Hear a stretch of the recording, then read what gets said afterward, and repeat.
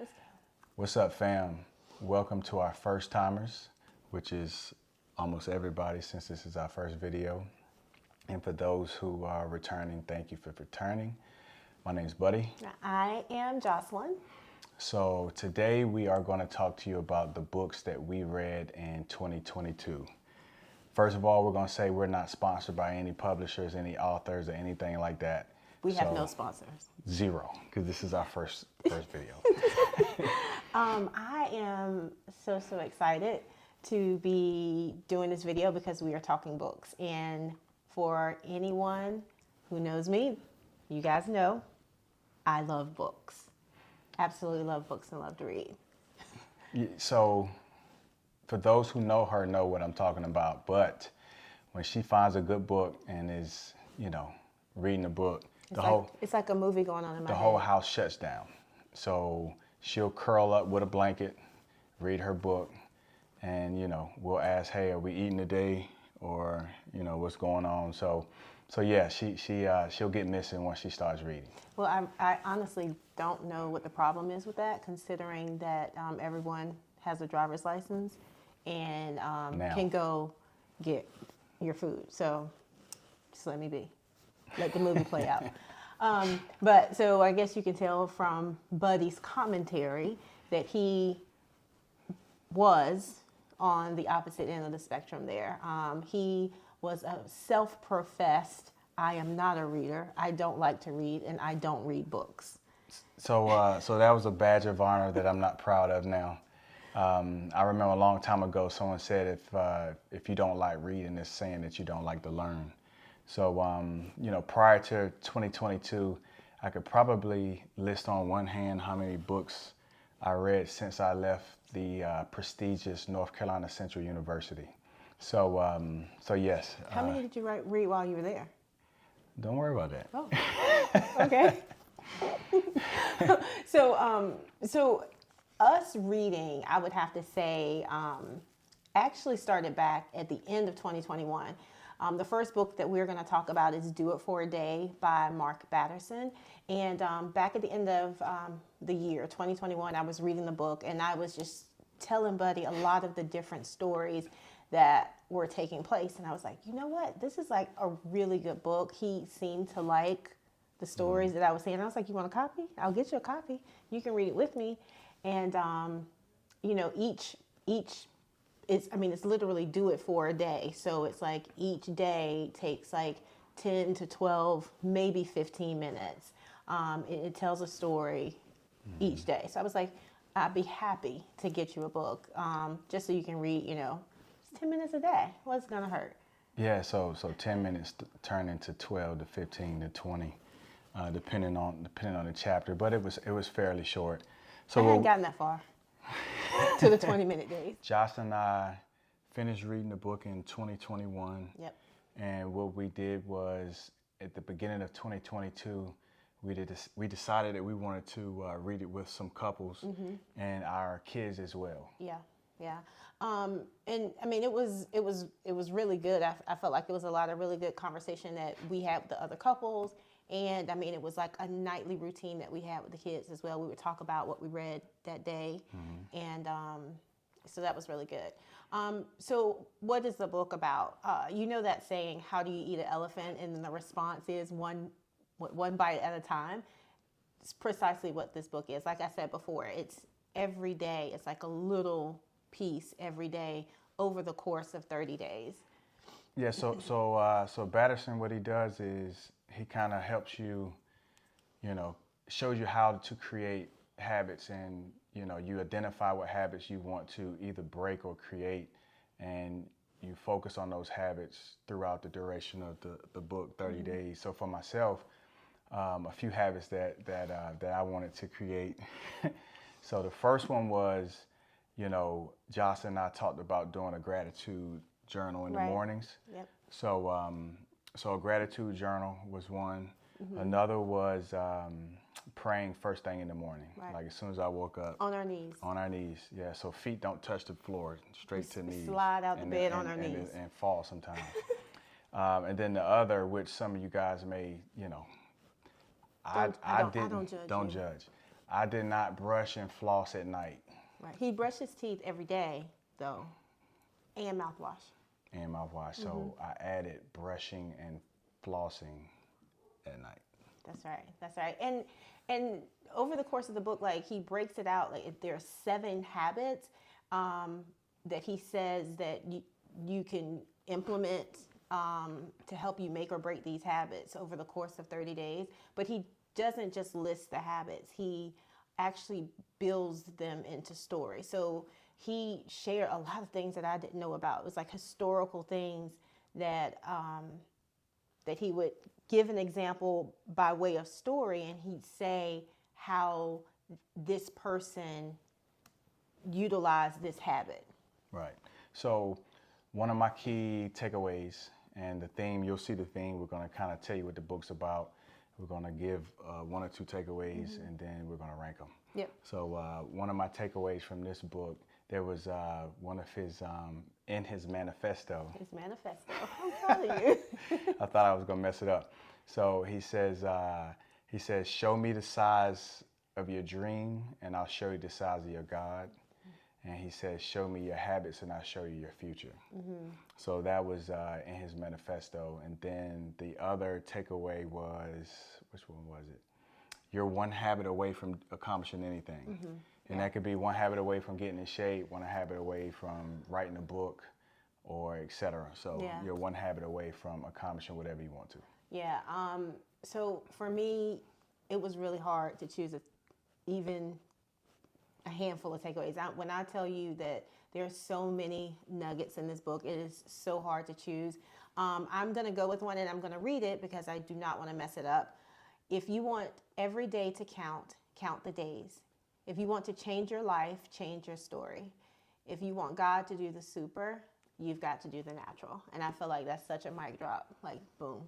It is. And this, listen, I'm going to show y'all something. So when this lady starts reading books, this is what it starts looking like.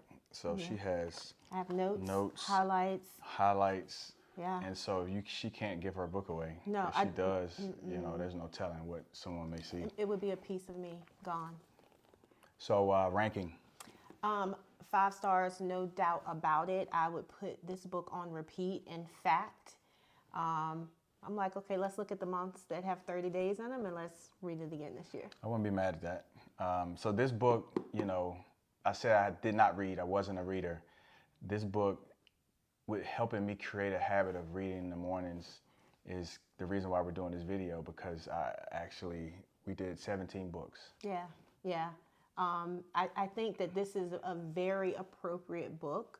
You know, like when people start a new year, they say, I'm gonna start a new me and all that stuff, but it was just really good, and I think that it set us up. I think it started our morning routine of reading together and having conversation about what we were reading. So it's appropriate that this book, even though reading was not one of the habits that you had identified that you wanted to do in 2022, it's something that stuck. Yep, so 5-star for me. So do it for a day, definitely a must cop. Yes, absolutely. Another book that we read in 2022 is Relationship Goals by Pastor Mike Todd.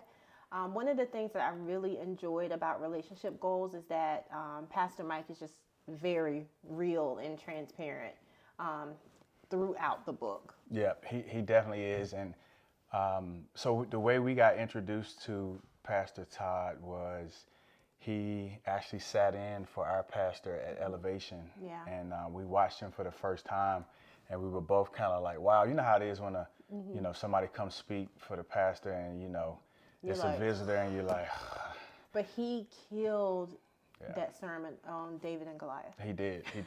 So that's how we got introduced to Pastor Todd. And when Jocelyn said he had a relationship book, I said, let's do it. Yeah.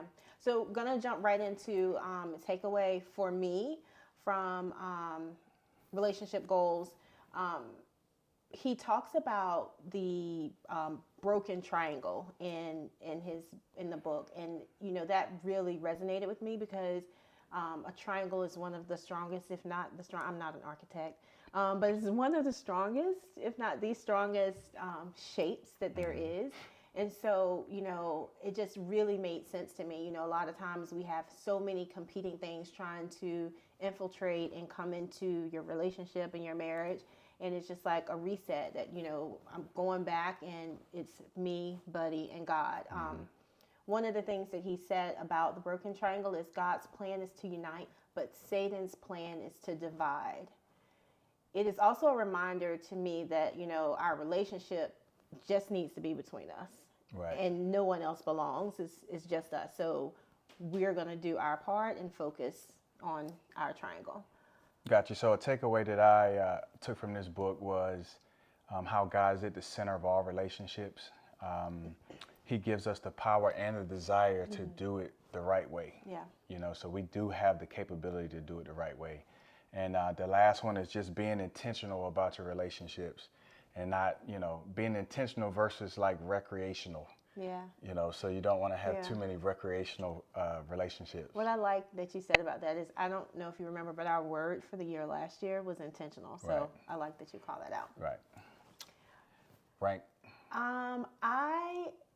I really like Pastor Todd. I am going to give this book 3.5 stars. 3.5. Yep. What did I think I went with 3. Okay. 3 stars for me. It was cool. I thought it was a good read. It was funny. It was some funny points. But yeah, I'll give it 3.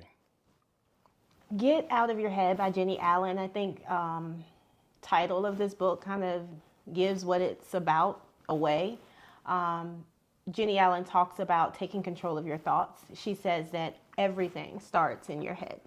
So this book for me was it was a little hard for me to read, especially coming from Do It For a Day and reading relationship goals. I almost lost him. She did. And I was asking, hey, how long are we going to do this? I distinctly remember one morning you were like, is this book for women? It's a women's book. It is not a women's book.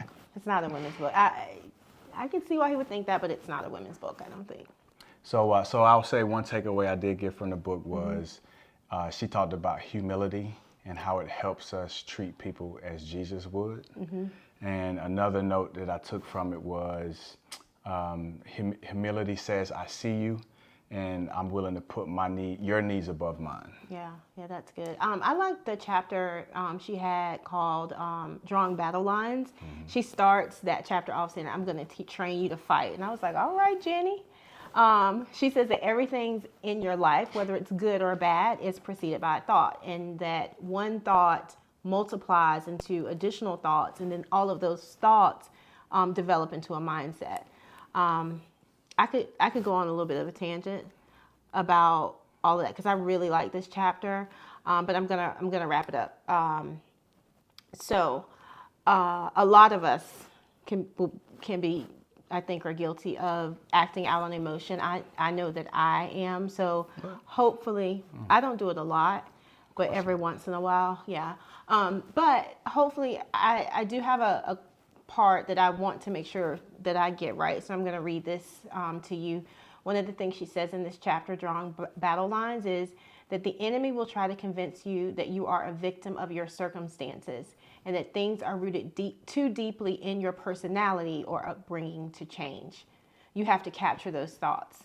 You have to have the courage to face destructive thoughts and interrupt them. You have a choice. One God-honoring thought has the potential to change the trajectory of history and eternity. And again, I think that was like a mic drop statement. I think it was very powerful. It was. So still a woman's book. Rating. How do you rate it?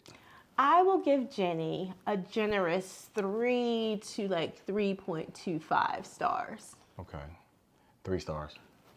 And the reason why is because, you know, when we were reading this book, there were some gems that helped us. We had some things going on family-wise, and this book kind of helped us get over those. Yeah. Get over the hump. So yeah. I would say I'll give her a 3 for that. Yeah, it was very interesting. It was like right at the time when we needed certain things. She said it in the book. Right. So I would agree with you on that. And this is Get Out of Your Head by Jennie Allen. Bam. Boom. All right. So the next book. I like hearing you talk about books. So the next Welcome book was to my world. The next book was one of my favorites, The 5 Love Languages. Yeah. And we would hear people talk about the 5 love languages, and I was like, I don't know what you're talking about because I'm not a reader. So, so I didn't know what anybody was talking about. So, actually, one of the books that we read prior, I can't remember which one, mentioned love languages. So why not? So let's get the 5 love languages. So for me, it was awesome because it confirmed some things for me in regards to my love language, and it helped me kind of understand her a little better. So those who have not read the book yet, the 5 love languages are, number 1 is words of affirmation. Number 2 is quality time. 3 is gifts. Receiving gifts. Yep. 4 is acts of service. And 5, all the way live 5, is physical touch. That's my love language. That's how I give, and I think that's how I like to receive love. Yeah. I completely agree with you. It's an extremely popular book. I do not agree with the I'm not a reader part because we all know that is not me. But it was a really good book, and I think that it does help you to see how to better interact with your spouse or loved one, and even your children, I think, other relationships. Right. Yeah. And parents. Yeah, absolutely. Yeah, it's kind of for everyone. Takeaway. So I guess the main takeaway for me was love is a choice. You know, so you choose. You know, Yeah. So and then based off of your love language, you know, that's how you give it or receive it. Yes. He did say Gary Chapman is the author of the book. He does say that he was like, we have to decide daily whether we are going to love or not love our spouses. Right. So yeah, and I think that knowing your spouse's love language, it helps you to love them more efficiently.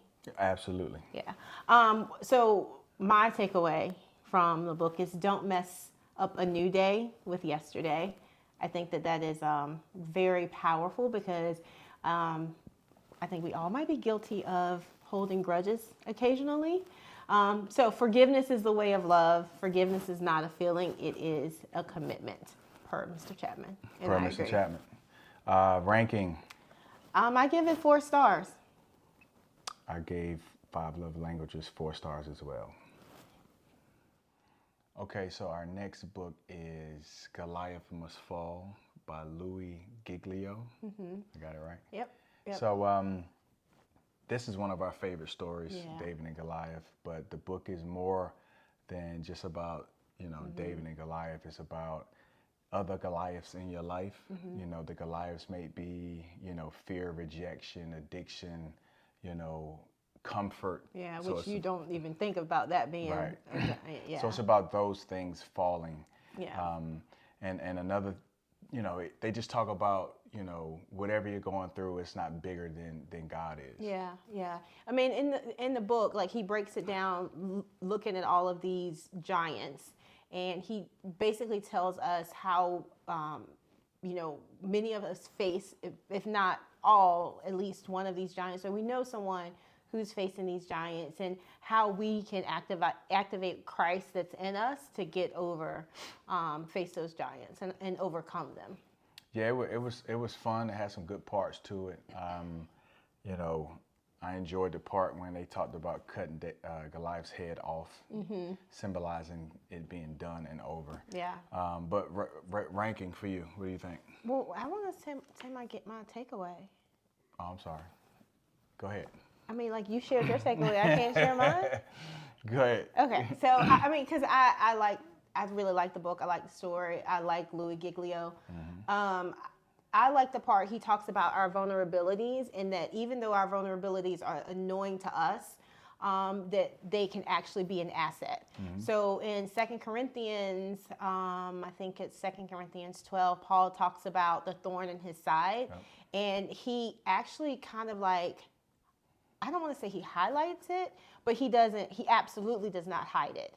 And, you know, I think that, to me, what I got from it is that everyone that has ever done something great for God has had some kind of weakness. Right. So there's actually power in our weakness, because where we are weak, he is strong. So there's one thing that he says in this section of when he's talking about these vulnerabilities with Paul, and he says that the power supply available to us is so much greater than we think. So I like that. And one of my favorites from the book is he says, "You are worth Jesus to God." And I mean, like, how powerful is that? And it's just a powerful reminder. I know how much we love our kids, and then you say for God to give his son for us, that's really powerful. So yeah, he also, I thought about, he said, when you believe that Jesus is bigger than whatever you're facing, that's when things start to shift within you. Yeah. So back to your question, even though you tried to cut off my takeaway, I give this a strong 4.5. 4.5? Yeah. I gave it a 4. I thought it was a good read. One of our favorite stories, so 4. Yeah. Okay, so this next book I thought was really good. The Alchemist. Can I say something really quick? Of course. So this was it's a book that Buddy and I read together, but it was like outside of our normal morning routine. My non-reader here. Yes. I'm lying in bed and I look over and he is Can reading. Can I say how I ended Well, up I'm just saying, but you were reading The Alchemist. I was very that, proud. didn't you? I did. I like that. It turned you on. We're not going to talk about that. All right, so The Alchemist. So this is how I started reading The Alchemist. So Jocelyn was doing Will Smith's Audible. Amazing. So amazing. Yes, she was doing Will Smith's Audible, and he mentioned that The Alchemist was one of his favorite books. Yeah. And it just so happened that Kai came home from college, and the book was like laying on her. It was laying somewhere. Right. She came home from college. It was like I mentioned that The Alchemist was one of Will Smith's favorite books, and it appeared. Right, it just appeared. So that's how it happened. So it just appeared. And so I was like, Kai, where you get this book from? She was like, oh, Ace gave it to me. Yeah. One of her old roommates that is now playing ball overseas. And she said it kind of passed around, the room, and people were reading it, and it was her turn. She hadn't read it yet. So I took the book, and that's how I ended up in the bed reading. So that's how I ended up reading the book. So it was a change. It was our first fictional book. Yeah. And he read this book in addition to the book we were reading in the morning. So this was my night read. This was my nightcap. Yeah, it was his nightcap. The Alchemist is a really easy read. It really brings you in. It takes you on the journey of this teenage boy named Santiago. And for me, I just loved how it emphasized the importance of faith and hope. It's constantly, the theme is constantly repeated throughout the book. So one of my the takeaway that I want to share is, just the importance of knowing who you are and following what they called your personal legend. Yeah, is what they called it. Yeah, I was just crazy impressed by Santiago. I mean, he is a teenage boy, and he is on this journey. He faced so many the travel and the challenges that he faced. I mean, going to different countries as a teenager. Like, I can't imagine Brandon doing that. Right. God help us. One of my favorite quotes from The Alchemist is, "There's only one thing that makes a dream impossible to achieve, and that is the fear of failure." Fear of failure. Yeah. I give The Alchemist 4 stars. Yeah, it's 4 stars for me too. I don't know that. I mean, I haven't read a 5 yet. I don't think so. Yeah, we did. Oh, yeah, we did. We did read a 5. Oh my gosh. We read a 5. We've read more than one 5. We do it for a day. It was a 5. It was a 5. And we have another. That's a 5. We have another 5. Yeah. So 4. Alchemist was a 4 for me. I mean, it's a good read. I know some people that read The Alchemist. They say every couple of years. Right. So. Great read. Yeah, definitely worth buying. Alchemist. Think Like a Warrior by Darrin Donnelly. This is also a fictional book. It's an inspirational fable about a fictional football coach, Chris McNeely. Coach McNeely has a hard fall. He's like up really high, top of his game, and he falls fast and hard.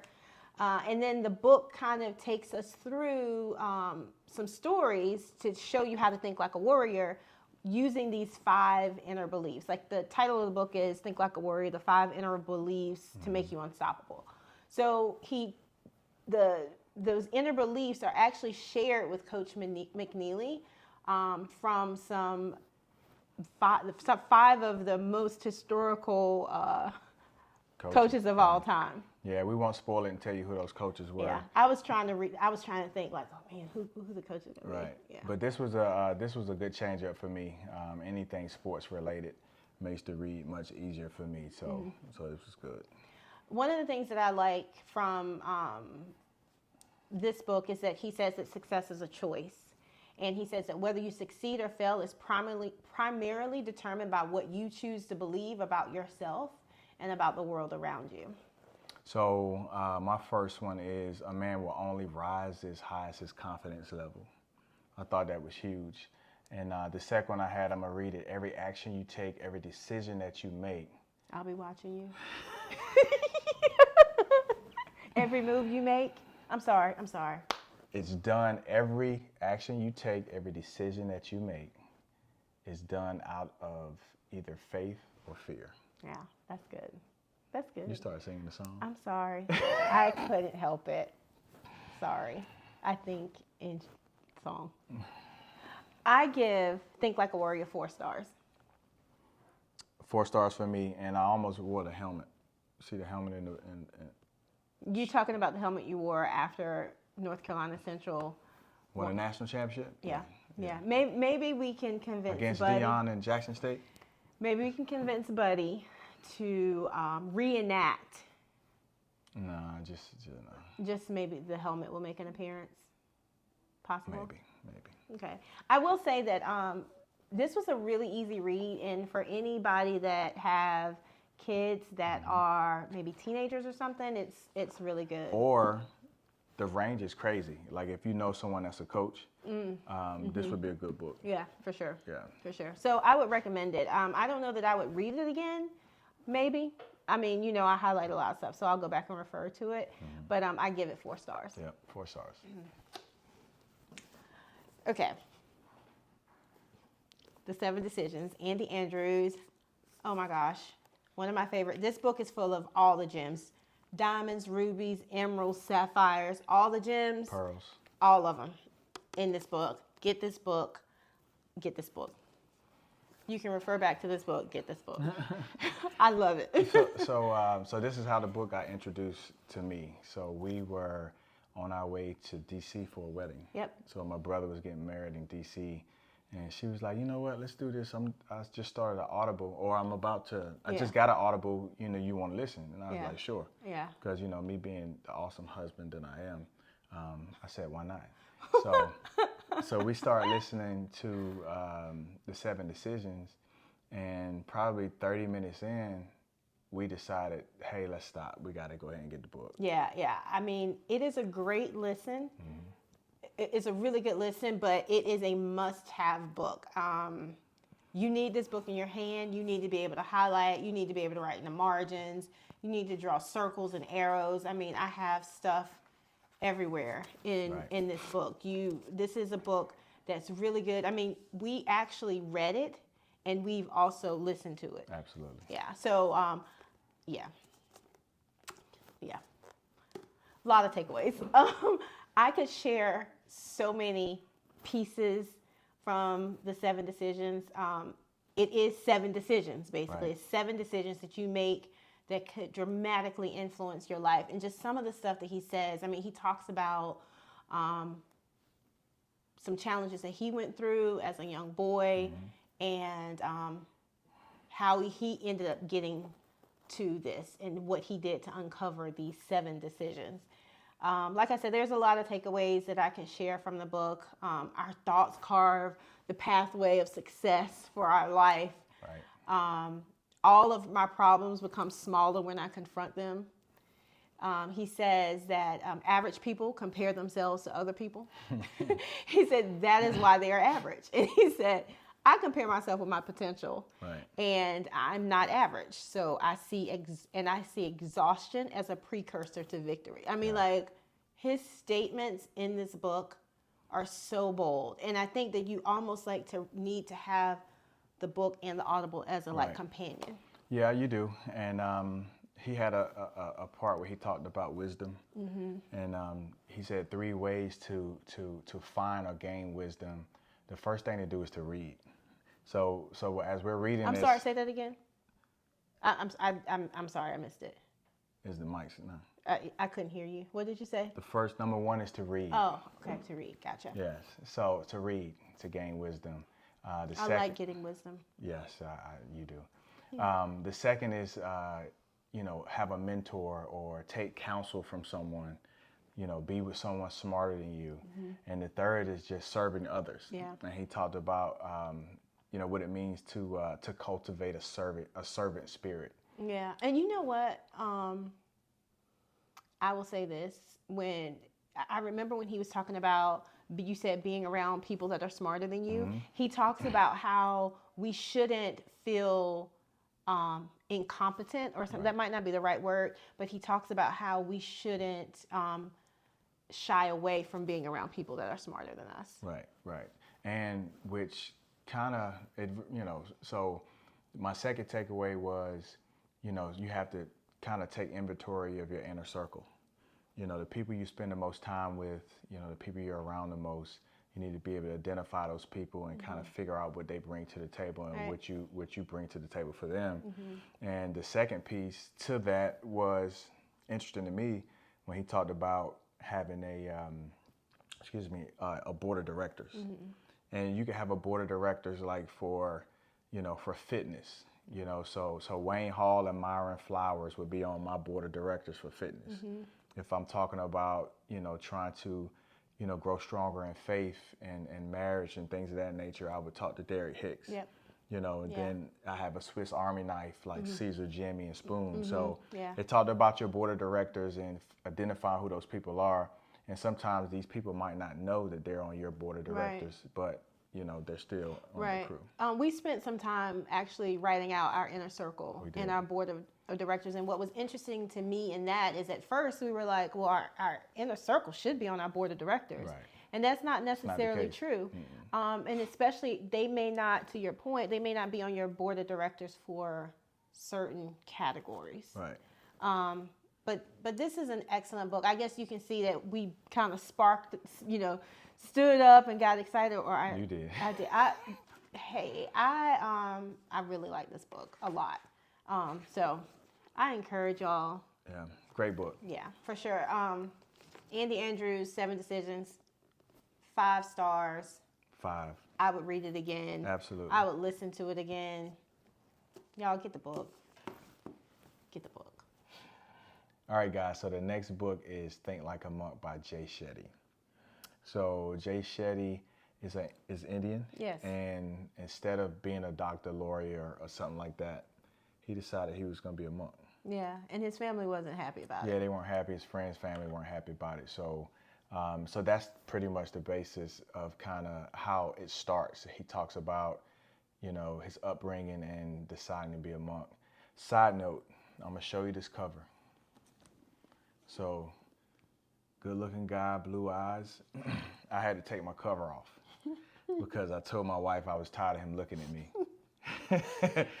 He said, Jay smiling at me with blue eyes and a neck tattoo. Blue eyes and a neck tattoo. I had to take it off. So, I removed my book cover as well, but he's not hard on the eyes.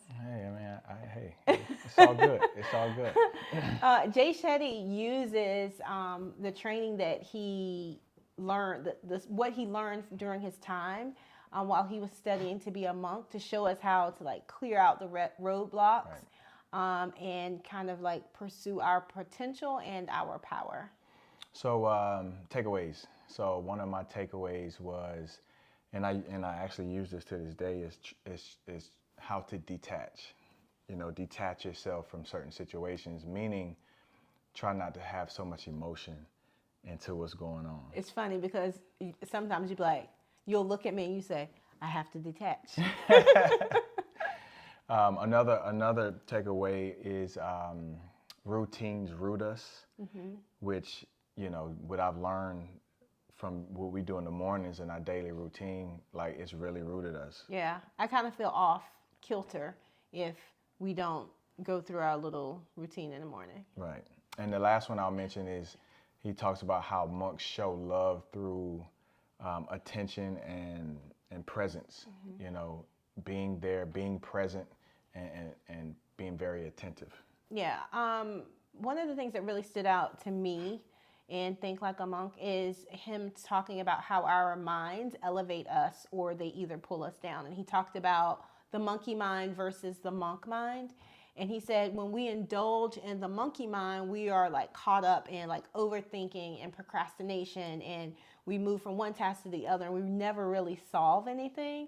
But when we elevate to the monk mindset, we start to dig deep and we look for the root, and we start to figure out what we want to do, what we need to do to get us to our next steps. So there were a lot of nuggets in here. We're downplaying it. Yeah. But this was a great read. Yeah, it was a really, really good read. Buddy and I, he talks a lot about meditation and centering yourself. He talks about awareness. Can I talk about meditation? Go ahead. So I need some help. I need to learn how to meditate. I've tried it. At night we'll try to meditate and I just fall asleep. Well, I can't meditate because you start getting out of the bed and moving and doing all the stuff. So once I feel myself getting there, you get up or you tussling around. I need to take a class on how to meditate. If anybody can give me some guidance, please put them in the comments. I need to understand and learn how to meditate. All right, okay, sorry. The other thing is he talked about awareness as well. And when we were reading that part, it was funny because part of our morning routine is we also walk the dog in the morning for just under 1.5 miles. And he talked about being aware instead of just going through the motions and just doing something to get it done, like pay attention to what's going on around. And it's crazy some of the things that we were like, what was that fence always there? So it's really interesting. There are some nuggets. We're knowing it's not our intention to downplay just by sharing a couple of nuggets. I mean, we could spend the entire video on this book and some of the others. But it's a really good book. I give it 5 stars. Yeah, this was a 5-star for me as well. Very enlightening. Yep. All right, so the next book was fun. Marriage Be Hard, and this was Kevin. Yeah, Kev on stage. Yeah, Kev on stage and his wife Melissa. Yeah. So it was a really good book. The book pretty much talks about, just difficulties being married, relationships, things that couples encounter. Yeah. I remember Melissa even talking about like the things that she was like unaware of. Like there were things that she just didn't know because they were both raised in the church. And while Kev had done a few things outside, she was just really a by the book church girl. And so, yeah. Yeah, so the one thing I liked about this, and this wasn't the only book that did this, there were check-ins at the end of each chapter. And what they are is conversation starters. So, this is one of those books where, you'll read a chapter, whatever it is, and then you'll talk about it. We talked about it afterwards with the check-in and asked each other the questions and had the conversations. Yeah, I like that a lot. That's probably one of the best things that I enjoyed about it because I think that there were some conversations that it revealed some things to me, like feelings that you may have had or things that you didn't understand. And I think it just kind of like eased us into talking about that. Because of the information that we had just read, I think we were more gentle in our approach in the conversation. So I think that was really, really good. I also enjoyed, and what I try to do, because we tend to be a very competitive family. I liked that they talked about the non-ego first responses. Right. And how they said that, when you respond, you don't need to be trying to win anything. So we're not trying to win a conversation. So I did like that a lot. And to that point, I think just talking about communication, they kind of helped us understand what effective communication was. And the 3 points of effective communication that they spoke on was just being honest, being transparent, and then being vulnerable. Yeah. Having some vulnerable moments, which can be hard. Yeah, I mean, since then I will say, hey buddy, I'm being very vulnerable right here. And I think that when we say that, sometimes it's hard for us to be vulnerable. I mean, we've been together for a long time, but I think even in any relationship, sometimes it's difficult to be vulnerable, whether it's in dating, marriage, parent, child. Right. But it's like it's something about when you say I'm being vulnerable, it's kind of like it softens you. Right. It kind of like makes you kind of you be like, come in a little slower. Yeah, you're like, oh, okay, I won't get him with the jab. I'm just gonna smack him. Right. So my next takeaway. So the first one was effective communication. The next one was just choosing us. They talked about you have to choose your relationship. You have to choose us. So that was huge. Was that a wink? That was a wink. It didn't come across as a wink. Well, you threw your sentence. Okay. Yeah. I choose us. Good. Marriage be hard. 4 stars for me. 4 stars for me too. Kev on stage, man. I start following both of them on Instagram. Yeah. I started following his wife too. Yeah. Both of them are fun. Yeah. This next book is Faith Made Millionaire by my man, Matt Sapaula. That's it right? Matt Sapaula. I said it right. So this book, Jocelyn, she got this book because, on the side, I always do a lot of research on financial stuff, investing, all type of stuff. I do a lot of YouTube, YouTube University when it comes to that stuff. So she got this book because she thought that I would like it. Yeah. So once the book came, I remember she sat down and she kind of flipped through the book and was like, if the book has one picture, she discredits the book. So she's like, I don't know. Look at that. It's got a picture right there. So she didn't think she would like the book. So we started reading the book, and she instantly was like, I was wrong. Yeah, I liked it better than I thought. I judged too quickly. She did. Don't judge a book by its cover. I didn't. Or the insides. So this book is about, he breaks it down into 3 pillars. The first pillar is faith and family. The second pillar was finances. And the third pillar was fitness and fun. Yep. So for me, I was all about that, and the way he kind of starts the book, he's ex-military. He's a single parent of 2 kids, and he found himself in a restaurant in Chicago and pretty much couldn't afford to feed his kids. So he said enough was enough. A couple takeaways. I had 2 takeaways that I'll discuss real quick. Faith in God changes everything. So I think that's a huge statement. When you do have faith in God, your whole situation can change. Right. Second takeaway, I'll read it. A life built on a solid foundation of values and principles can remove any limitation. So that hit home for me. I thought that was a huge statement, and I really enjoyed it. Yeah, a couple takeaways for me is, one is to put it short, don't talk about it, be about it.